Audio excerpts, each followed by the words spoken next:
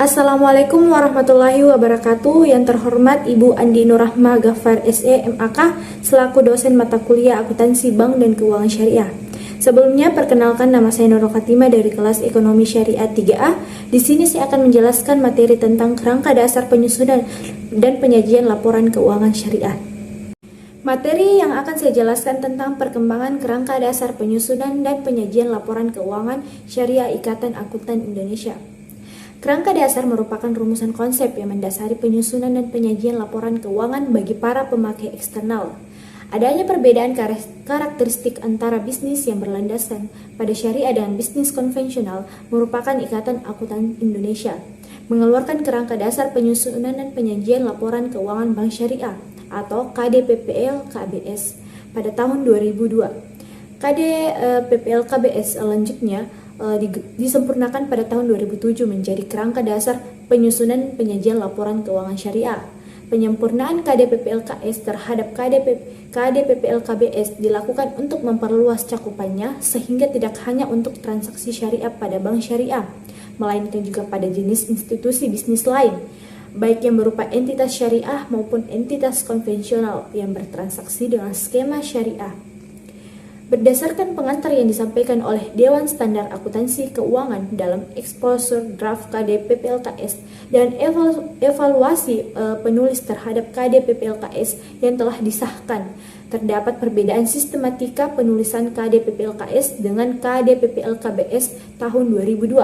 Sistematika KDPPLKBS tahun 2002 hanya menyajikan kerangka dasar yang berbeda atau bersifat tambahan dari KDPPLKS tahun 2004, dan jika tidak diatur secara khusus diasumsikan kerangka dasar yang ada dalam KDPPLKS tahun 1994 dianggap juga berlaku untuk bank syariah. Sementara itu pada KDPPLKS seluruh kerangka dasar dituliskan dengan tujuan agar pengguna dapat lebih mudah dalam satu kesatuan secara utuh. Materi kedua yaitu tentang tujuan dan peranan kerangka dasar penyusunan dan penyajian laporan keuangan syariah. Berdasarkan KDPPLKS paragraf 1 disebutkan bahwa KDPPLKS bertujuan dijadikan sebagai acuan bagi berbagai pihak, antara lain: yang pertama, penyusunan standar akuntansi keuangan syariah dalam pelaksanaan tugasnya membuat standar. Yang kedua, penyusunan laporan keuangan untuk menanggulangi masalah akuntansi syariah yang belum diatur dalam standar akuntansi keuangan syariah. Yang ketiga, auditor dalam memberikan pendapat mengenai apakah laporan keuangan disusun sesuai dengan prinsip akuntansi syariah berlaku umum. Dan yang keempat, para pemakai laporan keuangan dalam menafsirkan informasi yang disajikan dalam laporan keuangan yang disusun sesuai dengan standar akuntansi keuangan syariah.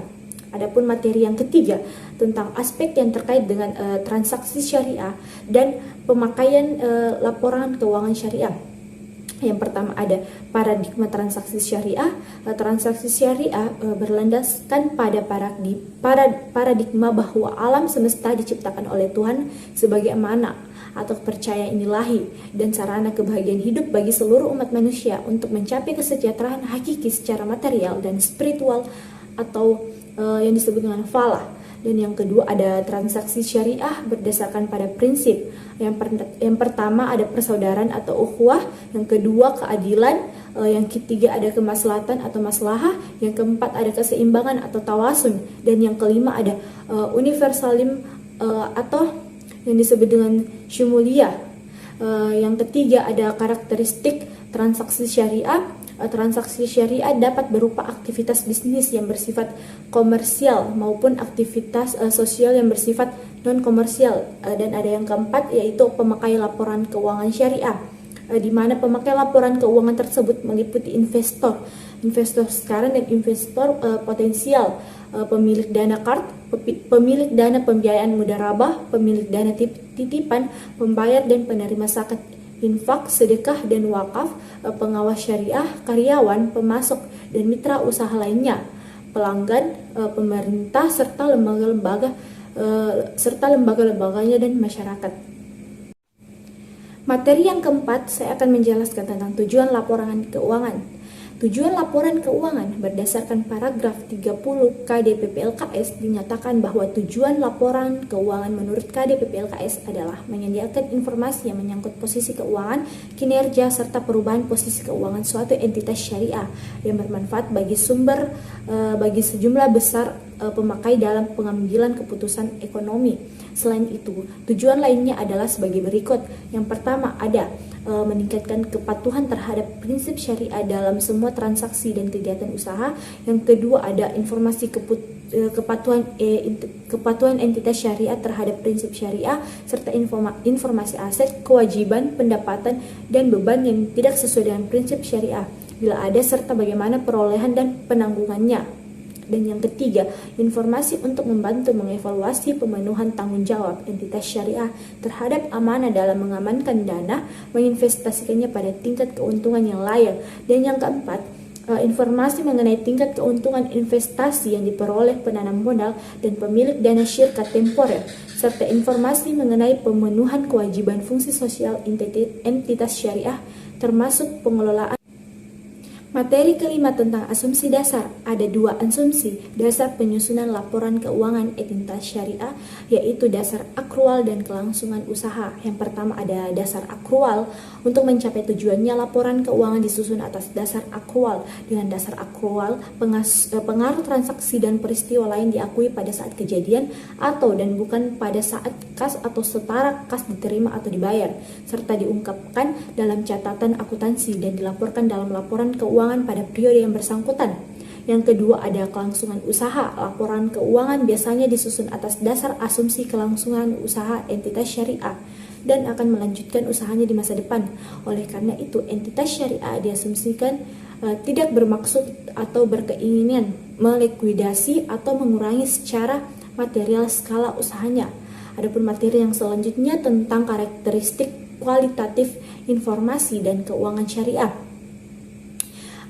Karakteristik kualitatif merupakan ciri khas yang membuat informasi dalam laporan keuangan berguna bagi pemakai.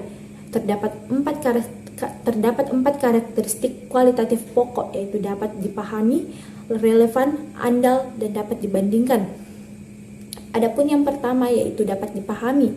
Maksud karakteristik dapat dipahami adalah pemakai diasumsikan memiliki pengetahuan yang memadai tentang apa itu aktivitas ekonomi dan bisnis dengan ketekunan